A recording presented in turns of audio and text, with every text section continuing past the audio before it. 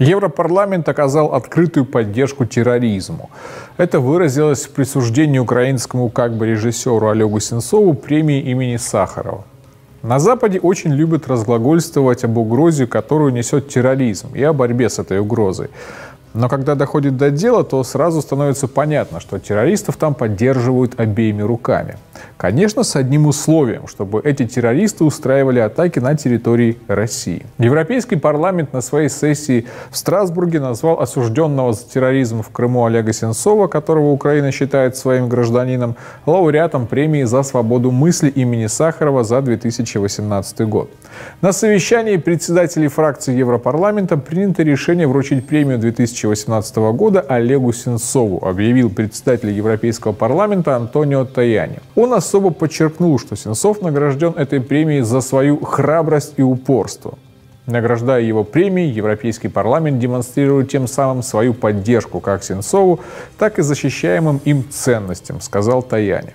Человек проявил храбрость и упорство в подготовке теракта, а ему премию имени Сахарова дали. Ту самую, которую считают одной из самых важных наград. Таяни особо подчеркнул, что премия имени Сахарова является одной из самых важных наград, вручаемых Европейским парламентом. Какие после этого могут быть еще вопросы по деятельности Европарламента? Я считаю, что никаких. Зато есть вопросы к Следственному комитету России. Вот смотрите, есть Сенцов. В отношении его деяний российское правосудие вынесло в 2015 году свое вступившее в законную силу решение. Напомню, какое именно. Северокавказский окружной военный суд приговорил Олега Сенцова к 20 годам лишения свободы в колонии строгого режима. Он был признан виновным в подготовке 2 терактов в Крыму, приготовлении еще к одному, а также в создании террористического сообщества. А теперь ему дают премию, демонстрируя тем самым свою поддержку. За язык их никто не тянул, заметьте. Открываем Уголовный кодекс России и читаем статью 205.2.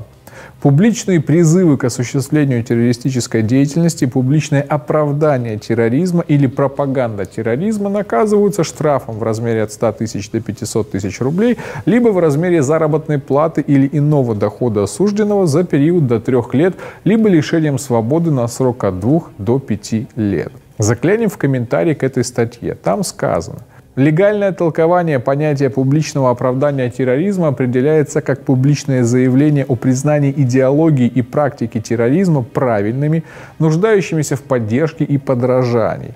Под идеологией и практикой терроризма понимаются идеология насилия и практика воздействия на принятие решений государственными органами власти, органами местного самоуправления или международными организациями, связанные с устрашением населения или иными формами противоправных насильственных действий.